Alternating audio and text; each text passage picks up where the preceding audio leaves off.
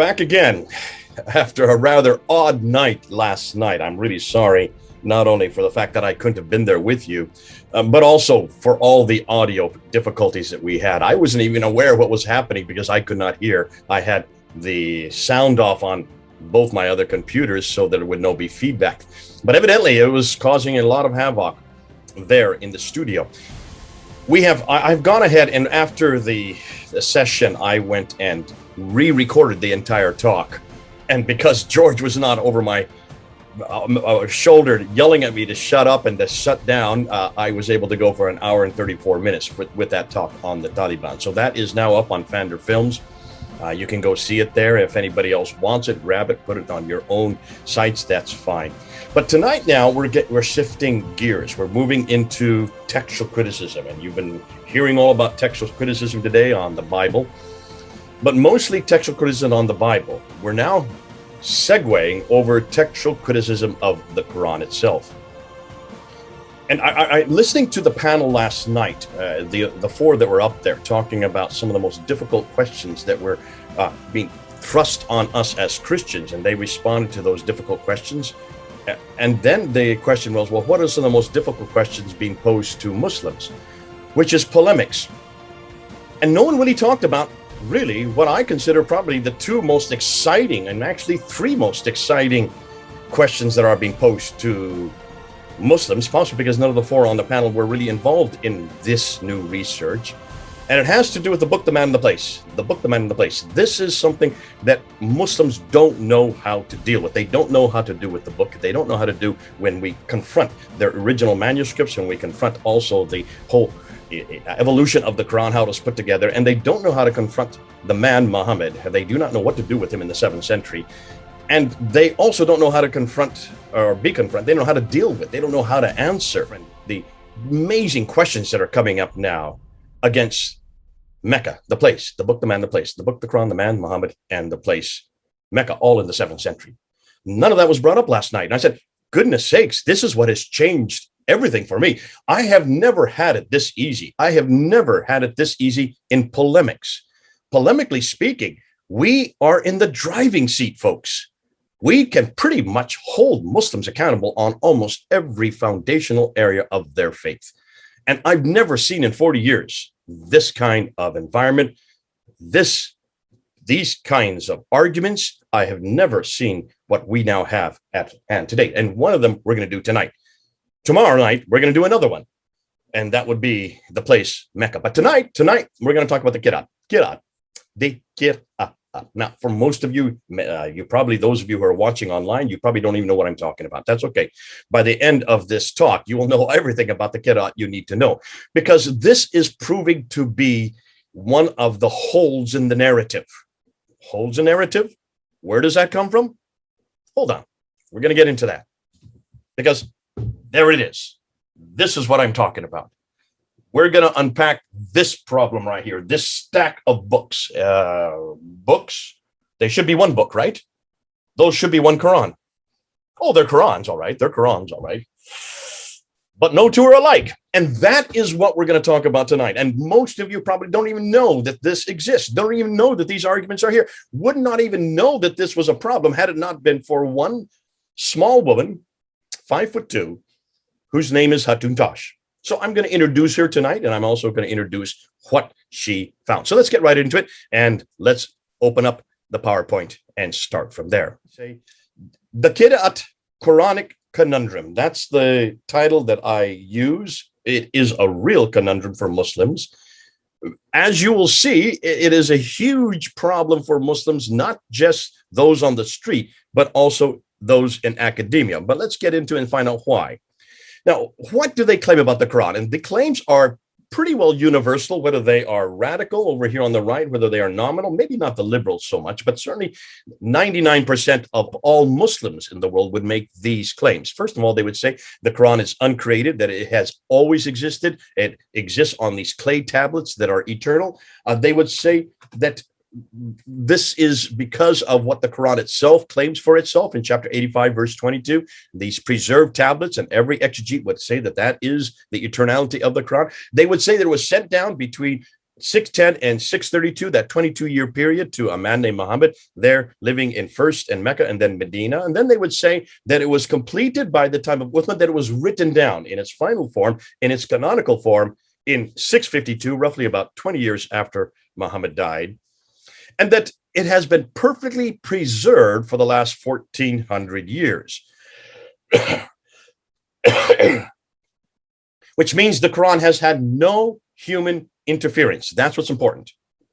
Perfectly preserved means it has had no word, no letter, nothing that has changed in the last 1400 years. And they have to say that. Why? Well, how can it be uncreated if it can be manipulated by man? How can it be perfectly preserved if it can be manipulated by man? How can it be complete and sent down in its final form if it was manipulated by man? You can see that would be a contradiction. This is my iced tea. I've got a bad cough because of the sickness I'm having. So I've got to keep choking up. Now, the same question may be asked of Christians. Do we make these claims about the Bible? And no, we do not. The Bible was created. It was written by man. We know who wrote it. We even put the names on most of the books they wrote. It was not sent down to just anyone. It was written on earth by men living on earth, inspired by God. We would admit that. And the Bible was complete. We would agree with that context, that it was complete in its original form, but that there has been changes. It is not perfectly preserved. We know where the changes are in the last 2,000 years. We know when they happened, who probably did it, and we know where they happened, and we're totally transparent about it. So we would never make those 4 claims. And of course, then the 5th claims, we know that it has had human interference. Of course it has, because it's written by men. Therefore, it's written by men. Then it is open to copyist errors, and we talk about that. We bring that up in almost all of our talks. I don't know why Muslims get all up over head over heels, or that's because we would not make the claims Muslims make. Since we don't make the same claims they make about their revelation, we therefore do not have to defend what Muslims have to defend. So this is not an argument for the Bible. This is solely an argument tonight against the Quran. Tonight, I'm not going to sit there and try to confront uncreated or sent down. That happened 1400 years ago. Uncreated, how can I even begin to confront that? As far as the idea of its completeness, however, or its unchangeability, or the fact that it's perfectly preserved and that there's been no human interference, at those areas I can confront. And that's what I'm going to do tonight. Thus, what we need to find is one Quranic manuscript. That means an entire manuscript, 114 surahs, dated from the 7th century and the mid-7th century, not the late 7th century, but the mid-7th century, 652, because that's the claim they made, and complete, not just a little bit here, a little bit there, one fragment here, one fragment there. I want all 114 surahs, and it is perfectly preserved. What do I mean by that? Well, I'll quote them. They are the ones that claim that there's not one letter, not one word change in 1400 years. We're going to show that, and you're going to see what I mean. So I'm going to look at 8 areas. The first one we're going to look at is what the modern Muslim leaders claim. I'm then going to look at what did the Muslim scholars say, see if there's a disconnect between them. And then we're going to go right into the beginnings of this whole Qira'at conundrum. Where did it all begin? Who was the one that really got the drum going and how it caused so much havoc around the world? And then we're going to move into the holes in the standard narrative interview, that infamous interview that happened a little over a year ago. We're going to define what the Qira'ats are, and then we're going to look at the more than 30 official rawis or Qira'at rawis that do exist today. We're going to take a quick look at some of the variants just to show what we're talking about. And then we're going to ask about the one that was chosen, the Hafs canonized text, the one that we have today that everybody's supposed to use. Why was it chosen, and where was it chosen, and by whom? So let's start with, what do modern Muslim leaders claim? Fethullah Gulen, one Quran, he says, unaltered, unedited, and untampered. Well, that's a pretty big claim right there. He is one of the religious leaders there in Turkey. Suzanne Hanif, who is a convert to Islam, maybe she doesn't know too much, but she said it's been preserved today in its exact original form. Here you have Abdullah Yusuf Ali. He should know what he's talking about because he is the one that actually did the translation, the best translation into the English text in the 1930s.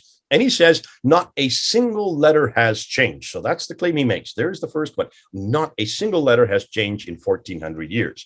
Maulvi Muhammad Ali, who is from the Ahmadiyya group. And he says not even a diacritical point has changed, not even a dot above or below the letter, not one dot. That's even much more than what Ali says. Oh, here's Dr. Shabir Ali. He's a scholar. Many of you know him. Anthony, you've been debating him in the last few weeks. And he says that in the last 1,300 years, we can compare that which is in the British Museum and also other copies of the Quran. And we find that when we read them today, we find them to be exactly identical. He goes on and says that Muslims have never quarreled over what is in the text. In over 1,400 years, before he said 13, now he says 1,400, looking at the Tashkent, the Samarkand in Uzbekistan, there in Tashkent, and you look at that which we have in all the other manuscripts, he says we find no difference from that copy to what we're reading today. No difference. So the claims they make are not my claims. These are their claims. These are modern scholars. These are well-known figures. Dr. Yasir Qadhi, probably considered to be the world's leading authority on the Quran here in the Western world, says not a word, not a letter has changed. There hasn't even been two copies of the Quran that are different, even one letter or one word. The Quran is the most protected of all scriptures, he says, and God has protected his Quran from any kind of alteration, deviation, miswriting. All Qurans, even up to our time, he continues, conform letter for letter, word for word, with the Uthman Mus'haf. That's the first one in 652. So that to this day, there is no different version of the Quran. There is but one Quran. Oh, if you get him to say that, you have to believe it, because he is the world authority, living in Houston, speaks excellent English and also Urdu and also Arabic. So why do they make these claims? Well, they have to. They have no other choice. It's because of the book itself. The Quran itself makes these claims. In chapter 85 that I mentioned earlier, in verse 21 and 22, it says, this is a glorious Quran inscribed in the preserved tablets. In chapter 10, verse 15, bring us a Quran other than this or change it. Say, it is not for me to change it on my own accord. So no man, no human can change it, according to 10:15. Repeated similarly in chapter 18, verse 27, and recite what has been revealed to you of the book of your Lord. None can change his words. There it is, in black and white. Then we have the reason it cannot be changed is in chapter 15, verse 9.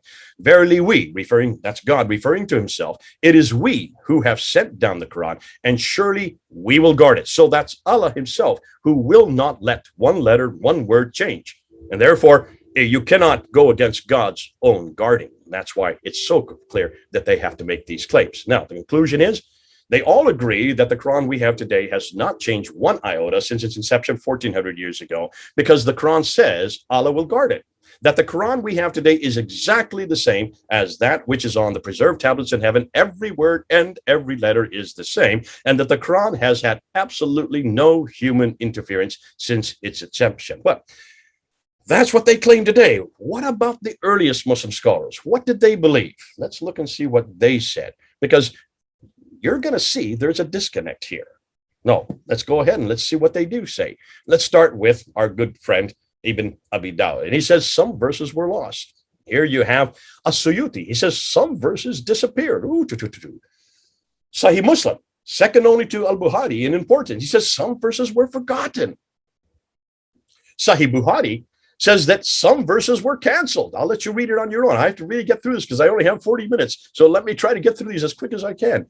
And then you have Sahih Bukhari then is talking about the verse on Rajam, the verse on stoning. That is now missing. And you have Umar, who's all upset about this and say, what are we going to do? Because we stoned and the prophet himself stoned. What are they going to do when they look at the Quran in chapter 24, verse 2, and they find now it's been changed to 100 lashes. Some verses were overlooked, according to Ibn Abi Dawud. Other verses were changed, according to Muwatta ibn Malik. And then you have some verses were modified, according to Ibn Abi Dawud again. Sahih Bukhari comes back and says that other verses were substituted. And then you have Sunan Ibn Majah, who says that there's a verse of stoning, and this is Aisha speaking, of breastfeeding an adult 10 times were revealed, and the paper was with me under my pillow, Aisha saying, and when the messenger of Allah died, we were preoccupied with his death, and the tame sheep came in and ate it. Fortunately for her, so she doesn't have to do that anymore. But this means that even sheep can eat the word of God. So let's take a look and summarize this. Lost, disappeared, forgotten, canceled, missing, overlooked, changed, modified, substituted, eaten by sheep. Folks, What does this tell you? Does this sound like a book which was compiled perfectly and completely, word for word, letter for letter? Does this not imply intentional human intervention right through its initial compilation, at least for those in the 9th and 10th century where are we getting all these quotes from? Is there not a disconnect between the earliest scholars from the 9th and 10th century and what modern scholars are saying today? If the Quran is eternal and from heaven, then it should have come down complete and need no changes, not one word, not even one letter. So what has happened recently, which has created the havoc concerning the perfect preservation of the Quran? Well, this is the Qira'at conundrum, and now we need to get into it, and now we need to introduce the hero of the day, or the heroine of the day, and her name is Hatun Tash. She should be at this conference. She was to have been here. I hope that we can still get her zoomed in, because credit needs to go to her, and she should be doing this talk. This is her talk. This is her material. This is really, she is the one that needs to be given credit for it. But let me introduce her. There's Hatun Tash there. You have many who have seen it. She is a daughter of Imam from Turkey, and she just will not shut up. She was on my team when I was there from 2013 to 2017. For the last 3 years of my time in Britain at Speaker's Corner, for 3 years, she would be right next to me on the ladder, taking on the Muslims. And it was amazing to see what she could do even back then. And she has taken over my ministry at Speaker's Corner and has just gone from strength to strength to strength to strength. You cannot shut this woman up. And in an interview she just did a few weeks ago after she was stabbed there, you can see the stabbing and the blood, where she's preaching the gospel after getting up from it because of that, the Quran she's holding in her hands. Those holes are very significant. You're going to see why she has drilled holes into that Quran. Please don't any of you drill holes into any Qurans. Let Hatun do it. She can do it. She can take the blame for it. And as you can see, she can even get up and keep going. But because of what she has done in the last 4 years, when asked in an interview just a few weeks ago, how many Muslims has she won to Christ through basically exposing the Quran like this? She says over 1,000 Muslims she has brought to Jesus Christ.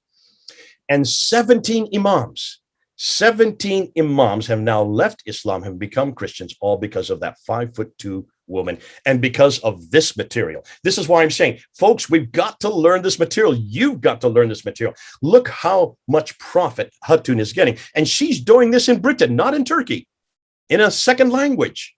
Now, she does get beat up and she does pay for it because she does have a very unique personality. I will admit, I worked with her for 4 years. I know what she's like, actually 5 years. So I know her well. I'm still working with her. But there is something happening in the world because of this woman.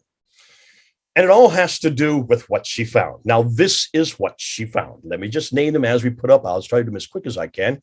She found Al-Susi's Quran. Then she found Ibn Jafar's Quran. Then Yaqub's Quran. Duri Abi Mamar's Quran. And Ibn Amir's Quran. Then she found Khalaf al-Ashar's Quran and Al-Taif Ibn Khalad's Quran. And then she found the watch, the Al-Azraq way. She found another watch, the Al-Bahani way. And then she found Ibn Jamaz's Quran. Duri Quran. There's another one. And Khalaf again. What are we going? What's happening? I hold on a minute. Stop. You're going too fast. Shoba, another name. And then she found Al-Isana. And then you have the Hisham's Quran. And then you have Al-Bazi's Quran. And Khalaf once again. Another Khalaf, a Shoba, another Shoba. And then you have the Imam's Quran. And then she found the Khalun's Quran. And there, Ibn Kathir's Quran. Not the Exegete. This is another one. Another Warsh. Look at that. And the Raf Quran. And then a Shoba Quran. And then she ends with the Khalud Quran. Take a look at these. 26 different Qurans that she had collected from places like Yemen and Jordan and places like Morocco, where she had started the collection. And these we decided to take to Speaker's Corner in 2016. Listen, we've been told all the time, all our lives, I've been told, and all her life, she's been told that there's only one Quran. And that's what you have all been told. Well, here were 26 different Qurans, 26 different Qurans. So we took them down to Speaker's Corner. And this is what happened. There is only one Quran, right? And that every Quran in the world is the same. That's what you've been told. You have been told a lie. You run away from truth. Okay, so there are 2 Qurans today, right? 2. More than 2 Qurans. More than 2? 3 Qurans? More than 3 Qurans. More than 3? 4 Qurans? There are approximately 26 of the Qurans. 26 different Qurans.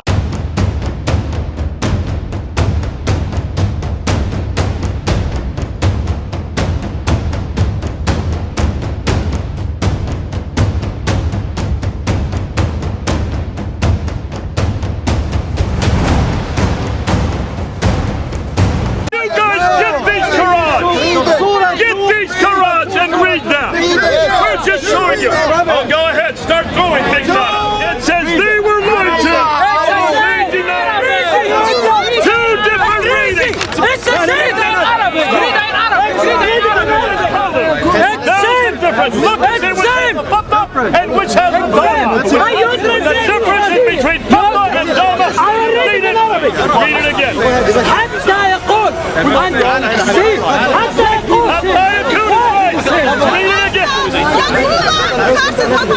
The prophets fought, but by the time you get to the fight, they were killed.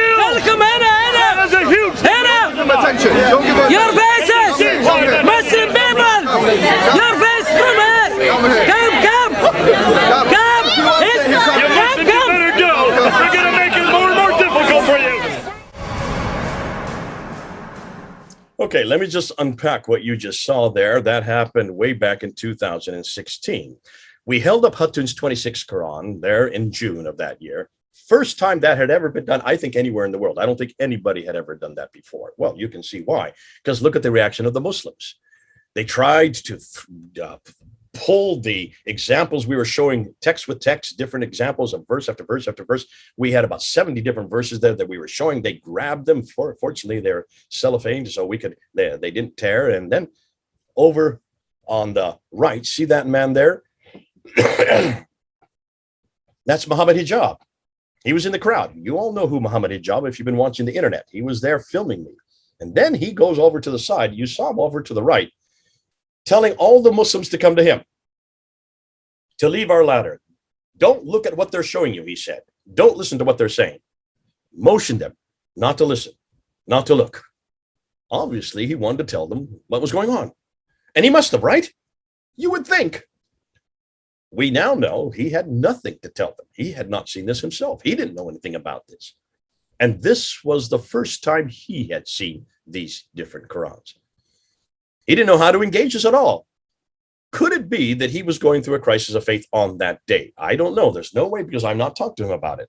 This is why this is such a problem. Let's look at this graph. The Quran's beginning. Muhammad dies in 632. We all know that, according to the standard Islamic tradition, or standard Islamic narrative, as we're calling it. We begin with one Quran at the time he dies. That's what we're told, right?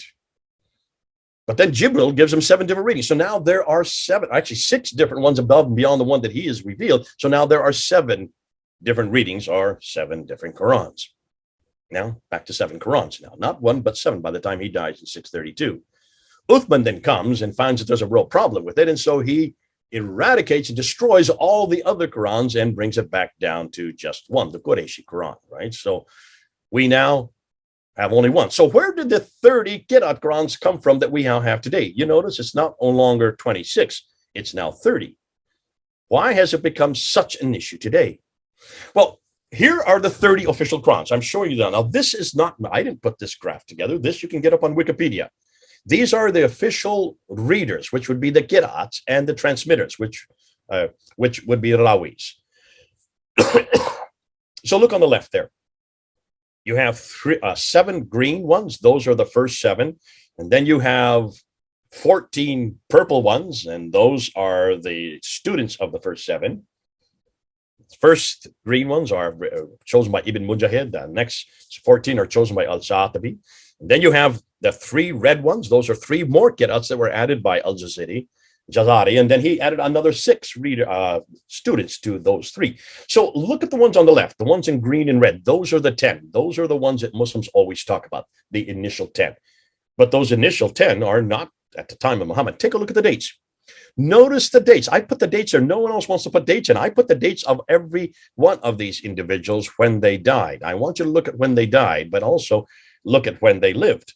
Because the readers, if you notice, not any of them lived at the time of Muhammad. And when they did their work was all in the next century, in the 8th century. The earliest is Ibn Amir, and his death date is 736. That's well over 100 years after Muhammad. So he never knew Muhammad, and he never even lived in the same, or he lived in the same century, but he didn't do his work in the same century. And none of these, they start from 736, the first 7, and they go all the way up to 805. That's the 9th century. In fact, that man, Al-Qasai, he was born 100 years after Muhammad. So those are the first 7. But then look at 3 below that. That makes up the 10. There's 748, 821, and 844. Oh, I could unpack this for hours, but I'm not going to. I just want you to look at that to remember. Because when the Muslims tell you of the great 7 and the great 10, those are the ones on the left. But let's hold on. Let me just show a little bit more of what we're talking about. So here are the readers. Nafi from Medina, Ibn Kathir from Al-Maki, Mecca, that means Abu Amr from Basra, Ibn Amir from Damascus, Asim from Kufa, Hamza from Kufa, and Al-Hisai from Kufa, chosen by Ibn Mujahid in 936. Notice they are not chosen until the 10th century, though they were all writing in the 8th and the 9th century. They don't get chosen until the 10th century. Significant, because that's 300 years after Muhammad. And then the transmitters, the Rawis, they don't get chosen until the 12th century, the end of the 12th century. That's 600 years later. And there you can see all their names, 14 of them, to support the first 7. And then you have these 3 and then the 6, which are all chosen by Al-Jazari in 1429. That is 800 years after Muhammad. So the 30 official Qur'ans that we have today are chosen 800 years. Totally, in other words, they are finalized, canonized 800 years after Muhammad. Now, that's the guy we want to look at. Notice he's not part of the initial 7, nor is he part of the creme de la creme, the best of the best 10 that Qadhi, Yasir Qadhi always talks about. He is way over in the blue, the purple section, and he is for 144 years after Muhammad that he dies. Look at them and notice that there are, if you look at them and unpack them and just look at their books, there are over 93,000 differences. Now, here's Bernie Powers, a good friend of mine in Australia. Those are the ones he's collected. He's got 23 of them. Hatun has currently 37 of them. I have got just 9 right here that I just bought off the internet, and you can buy these as well. They're quite easy. I got these from Illinois here in the United States. Now let's jump 4 years later. Let's jump to last year, to 2020, June 8th of 2020. And let's go to the interview, the infamous interview, Holes in the Standard Narrative interview, it's being called, between that same man, Mohammed Hijab. Remember, he was there in 2016. He was seeing for the first time these 26 different Qur'ans. So 4 years later, he comes and he wants to talk to Dr. Yasir Qadhi, the world authority on the Qur'an. There he is back in Speaker's Corner. There's Mohammed Hijab there in 2016. So he was there, seeing it for the first time, going through what I think was a crisis of faith. 4 years later, he then asked this man on the right. So that's Mohammed Hijab, a little bit plumper than he was 4 years earlier. And that's Yasir Qadhi. He's in Houston. Mohammed Hijab is in London. And they have an hour and 45-minute interview, but it's the last 28 minutes where all the damage was done. So what was asked? What was happening? Well, I watched it, and many of you have watched it, and you saw what happened. Immediately, he asked this question. I'm going to put my hand out there, and I'm going to have a blank sheet of paper. Which Quran are you going to write on it? Which one are you going to write down, Dr. Qadhi? We now have 30 different ones. Hatun showed 26 at Speaker's Corner. Which one is the one that's in heaven? Which one is the eternal one? Which one is the one that came to Muhammad? Which one was the one that was written down by Uthman in 652? And which is that Qurayshi dialect of which all the others were destroyed? Which is the one that was retained? Before he could even ask his question, Yasir Qadhi says, do not ask this question. We do not talk about this in public, and certainly not on camera. You can ask me this later, but not now, not here, and not with that camera on. He talked about, and then Yasir Qadhi went on and said that this problem known as ahruf in Qira'at has been the greatest problem for Muslim scholars in the last 1,000 years. And then many of the Western students, advanced students now and that only advanced students does he allow to take the deep dive to join his class and learn about it. Obviously, Mohammed Hijab is not an advanced student, so he's been left outside. He went on to say that we in Islam have a respect for our revelation. We have a respect for our Quran, he says. We put a red line, and we don't go beyond that red line. We don't allow other people to go beyond that red line. The problem is he's living in the West, and the West has come leaps and bounds. And when he went to Yale University back there in 1995, he suddenly realized there were no red lines there. And suddenly he realized that people were asking all kinds of questions. And that's when he gave his famous quote. He turned towards Mohammed Hijab and he says, you in the East, you have holes in the classic narrative. Holes in the classic narrative. Finally, after 25 minutes, Mohammed Hijab asked one last time, please, which Quran are you going to write here? Which is the one you're going to put there? And Yasir Qadhi responds with, they're all the Quran. A little bit of this, a little bit of that. You mix them around and you get, wait, hold on a minute. 93,000 differences in those Qurans, folks, that we have found. Now, other things that I remember him quoting, he said that this is the most difficult topic for scholars. We don't tell converts about this. We wait till they are much more advanced before we get into this subject. And only the most advanced do we let them have that deep dive. And Western scholars, he went on to say, are looking at us now with like emperor with no clothes. And then he interestingly made a huge admission. He says in the last 25 years, since he did his doctorate there at Yale University on this very subject, in the last 25 years, I have never done a lecture on this, and I never will. And he said, don't ask me what was written in the blank Muslim. He just didn't want to talk about it. When he was finally, push came to shove, he finally said, they are all the Quran. Within 2 weeks, they had to take down all the comments from both their sites because there were so many Muslims leaving Islam, so many Muslims blaming them and putting the blood of their guilt on their shoulders. Within 2 months, they had to completely delete that interview from both of their channels. You will not find it on their channels anymore. That's how damaging that interview is. That's how damaging these Qira'at are. And that's how damaging what Hatun has found is against the preservation of the Quran. Let's define what we're talking about. So what do we mean? Well, to understand what we're talking about, we need to do a little bit of historical overview. The Arabic language, which is used in the Quran today, does not come from the Hijaz to begin with. It comes from much further north. It's Nabatean, way up near Petra. Surprise, surprise. But in that text, in the script, in the textual, the text that was used there in the 7th century Nabatean Aramaic, they only had 16 consonants, known as razam. Now, this is a problem because you couldn't know what you were reading. There were so many different variations that you could put to every one of those letters that they had a difficulty that needed to be resolved. And so what they did is they started adding what they call dots or ijam and then vowels or haraka. This was done in the late 7th century and into the 8th century. So by the 8th century, then they had not just 16 letters, they now had 28 letters, which we have now in the present Arabic today. But here's the problem.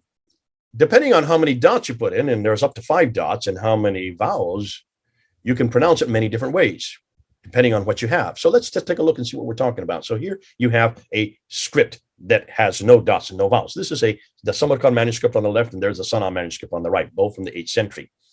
No dots, no vowels. How do you read? A Muslim looking at that or an Arabist looking at that would not know how to read that because it could be all kinds of letters. Excuse me. Here are the 28 letters that are used today. Now, amongst those 28 letters, the Aleph, the Kaf, the Lam, the Mim, the Ha, and the Waw, those 6 do not require any dots. Those are unique letters. The other 22 all need dots. And you see, they all either need dots or don't need dots to have the same derivation. So 22 of the 28 letters do need dots, all of which were invented or created in the latter 7th and the early 8th century. Here, I'm going to give you an example. So if you just take one little bold shape, which most letters start with, and you put 1 dot above it, it's a nun or the N sound that we would have in English. 2 dots above it would be a ta or the T sound that we have in English. 3 dots above it would be the tha or the TH sound that we have in English. 1 dot below it without the other 3, and you have a ba or the B sound that we have in English. 2 dots below it without the 3 that are top, and you have the ya or the Y sound. So you can see 5 different dots give you 5 different letters. And that's the problem, because obviously you can start adding the dot. Well, hold on a minute. What about the vowels? Because there are 3 vowels that didn't exist in the 7th century either. The first is the kasra, which is the E sound. And then you have the dama, which is the U sound, that little curly Q above the letter. And there you have the fatha, which is the ah. That's a BBB that you see in front of you. So you have 3 vowels and 5 dots. You imagine that. With a smiley face, given the vowels and the dots that you have, you can get 19 different words, depending on where you put the dots and where you put the vowels. Al-Fadi, my good colleague and friend, he says he can get up to 33 different words using the dots and vowels. And here's the dilemma. If from these 16 letters, you now have 28 letters, to choose from, and an additional 3 vowels for every letter. There are so many different possibilities of words to create. With no overarching authority until the 10th century, anyone who could write began to and make their own choices. Once they wrote down their derivations of what they thought the text said, they wrote their names on their books, and the first 7 of whom were known as the Qira'ats, or readings, chosen by Ibn Mujahid in 936, 300 years after Muhammad. They then took on students who wrote their own derivations of what they thought the Quran said, and another 14 of these students, known as Rahwis, were added in 1194 AD by Al-Jazari, 560 years after Muhammad. Then in 1429 AD, almost 800 years after Muhammad, the final collection of an additional 3 readings and 6 more riwayats, or rawis, were added, so that there were now a total of 30 official readings of the Quran, and the majority, 22 of them, living in Kufa, in Iraq, not nowhere near Mecca or Medina. Let's look at a graph. And here you can see it. Muhammad dies in 632. The Uthman's Qurayshi Quran comes in 650. You start getting the 7 readings: Nafi, Ibn Kathir, Abu Amr, Ibn Amir, Asim. You have Hamza, and then you have Qasai, all by Ibn Mujahid. Then you get the next 3 readers. That's Abu Jafar, Yaqub, and also Khalaf. That was by Al-Jazari. 10 official Qurans. Now look at after Abdul Malik. Look where they come. From 692, you can see they don't precede Abdul Malik. They come after Abdul Malik. Hugely important, because it's Abdul Malik that we're claiming that really introduces what we now know today as Islam.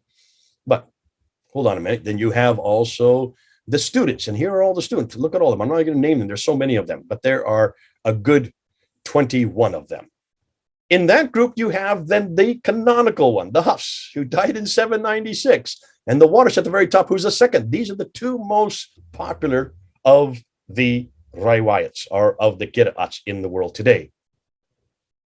30 official Qurans by the end of the 15th century, all coming after Abdul Malik. Here is what Hatun has done. She's put them out and she's showing you some of the difference. You can see the tens of thousands, some of them 5,000 differences just between them and the one that she circled there in black, which is the Hafs one. So you can see that this caused all kinds of problems. Now, when you look at these, I'm just going to put them up on a graph again, but I want to show you also, take a look at what we now know as the traditional writers. Remember, we've talked about this, and we'll say more about this tomorrow. Ibn Hisham dies in 833, and you then have Al-Waqidi, thus the Sirah. Then you have Al-Bukhari, Sahih Muslim, Ibn Dawud, you have Al-Tabari, and them, and they all come in the blue. Those are all the Islamic traditions, the standard Islamic narrative. They come after these Qira'ats. So these Qira'ats are all introduced, but they don't get chosen until after Al-Tabari, because Ibn Mujahid comes even after Al-Tabari. So when they get chosen from the 10th and the 12th and the 15th century. So even after the standard Islamic narrative, you still don't have the Qira'ats that are in place. You only have the references to them. 44 years after Abdul Malik for the first one that comes out. And of course, when you look at the traditions, they're 140 years after Abdul Malik for the beginning of the traditions.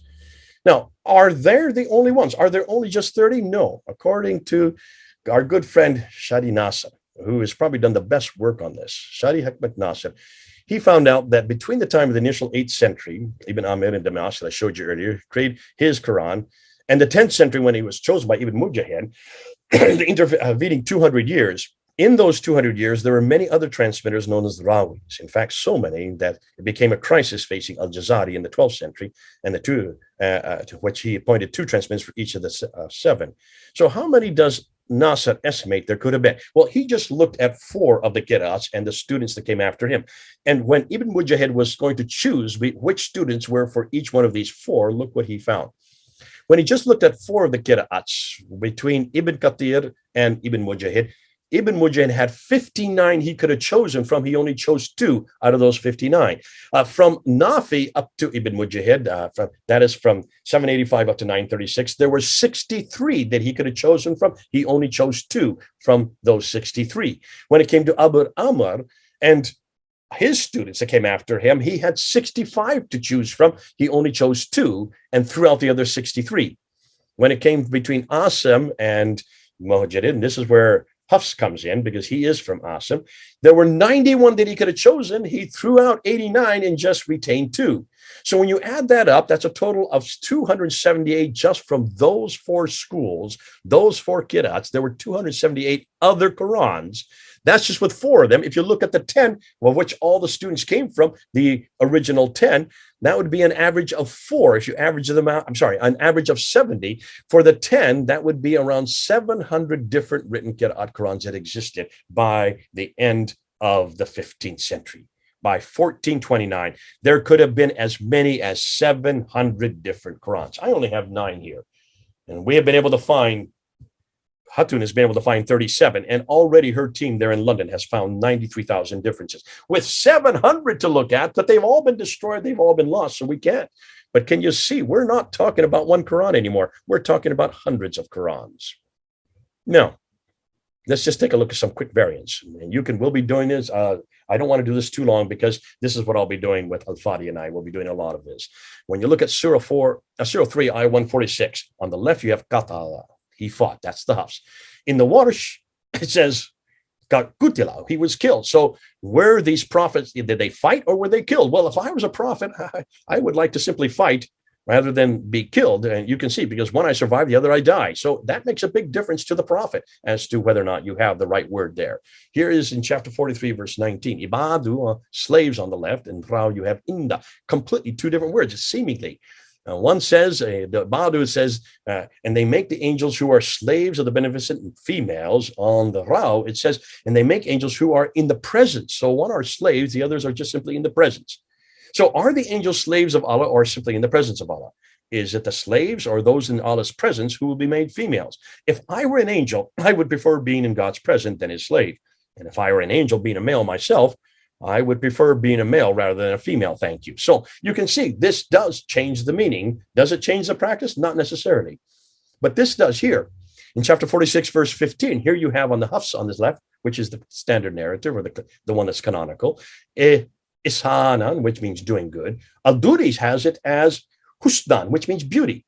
And we have enjoined on man doing good to his parents, or in course, Al-Duri, it's we have enjoined on man beauty to his parents. So are men supposed to do good or be beautiful to their parents? Well, I'm a parent. I have 3 boys, and I would prefer that my sons are good rather than just be none of be good looking. Here, 98 verse 6, chapter 98, verse 6, you have Bariati versus Bariati. One is abiding eternity therein. Those are the worst of creatures. It's talking about us, the people of the scripture. We're the polytheists. Are we in hell because we are the worst of creatures, according to Hafs? Or are we in hell because we are the worst of the innocent? Hold on a minute. This has a huge ramifications for me as a Christian.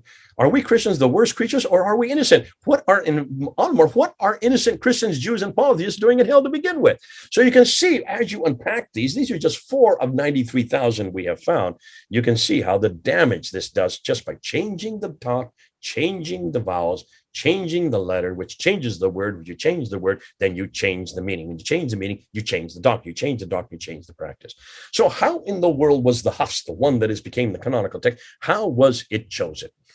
1924, they had a trial crisis because you had 30 different Qur'ans, and they were having there in Cairo, just the city of Cairo, they were having tests.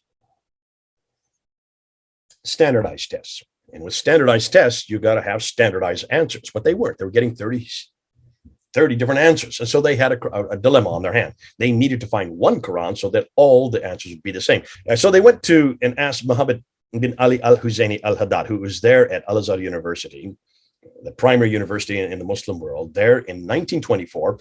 They went to him and asked him to choose one of the 30, just one. And he chose the Hafs. Hafs, who was from Kufa in Iraq, not from anywhere in Mecca, not from Mecca or Medina. He was way up in the east, hundreds of miles away, and he died in 796. His Quran is right here. This is his Quran. This Quran right here. And this is the one he chose. He wrote this Quran 144 years after Muhammad died. And yet this is the one he chose. They took all the other Qurans and they dumped them into the Nile, thinking that would get rid of them. Little did they know that you can still buy them today, as I have just done right here. Hatun has been able to find 37 of them, even more than the 30. Bernie has found 23 of them. If you look at the Hafs alone, Hatun has found 7 different Hafs, because between 1924, there were then corrections made and other corrections made. So they then had to create a standardized text for all of Egypt in 1936. So in 1936, they then made the Hafs, the standardized text that had been corrected and corrected 7 different times between 1924 and 36 in that intervening 12 years. And that one then became the text for all of Egypt so they could have standardized testing in all of Egypt. That was 85 years ago, folks. That was known as the Farouk edition, named after King Farouk, who came to power that year. Now, over there in Saudi Arabia, they saw what was happening in Egypt and they got jealous and they said, hold on a minute, if they can do that there in Egypt, why can't we do that all over the world? And so King Fahd, who came to power in 1982, he then commissioned and said, we want to make sure that the Hafs copy is the text that is used all over the world for all the schools. And that was that in 1985. That's just 36 years. Folks, if you were living in 1985, you are older than the Quran. You are older than the Hafs. You are older than the standardized text. That must make you feel old. So let's have to come to conclusions, because I see I've now gone over my 40 minutes.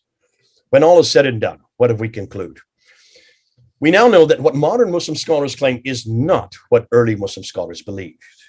Holding up the 26 Qira'at Qur'ans there at Speaker's Corner in 2016 opened up a whole can of worms for Muslim scholars and also for Muslim pundits, and as we now know, for those on the internet.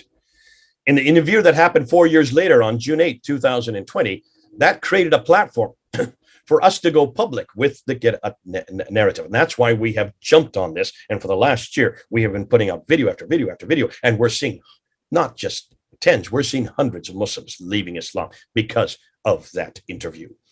The 30 different official Arabic Qur'ans prove that for over 1,000 years, there have been a variety of Qur'ans, that not one of them is the same. And we have already counted 93,000 differences. Throwing 29 of them into the Nile way back in 1924 did not get rid of them all. And in fact, it has not solved the problem whatsoever. We can still use this material today to disprove categorically that the Quran has not been preserved. This argument hits at the very foundations of the Quran and also of Islam. Thank you for joining us. Let me stop sharing screen. I'll end this session. Now, can you see why this is so important, folks? You're probably going to ask, well, how can I use it? This is what I would suggest. Don't get all 9 of these Qurans. All you need are 2. Just get these 2. This is the Hafs. This is the Warsh.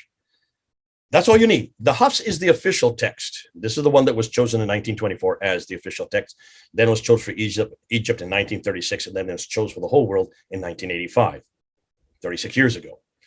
This one, however, is from Cairo in Egypt. Warsh lived in Cairo in Egypt. He died in 812. He died in 796. So neither of them knew Muhammad at all. They didn't even come from the same century. You can see that there's a problem. 144 years after Muhammad, this one here.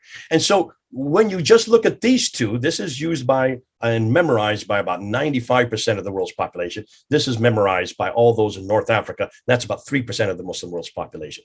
When you just compare these 2 texts, there are 5,000 different letters, 5,000 different words, 5,000 different meanings, different beliefs, different practices, you name it, we've got it. You can see why this is a problem. This is why Muslims do not want to debate you on this. They don't want you to talk about it. They would rather you just curled up and go home, because that is why then Hatun got stabbed, because she dared to then drill those holes in her Quran, saying, you have holes in your narrative, quoting Dr. Yasir Qadhi. And you can see how she had to be protected by those police. You can see the picture that I put up. She had to be protected by the police because they wanted to kill her. And finally, a little over a month ago, one man almost did kill her. I don't know how she survived. Oh, I do know how she survived.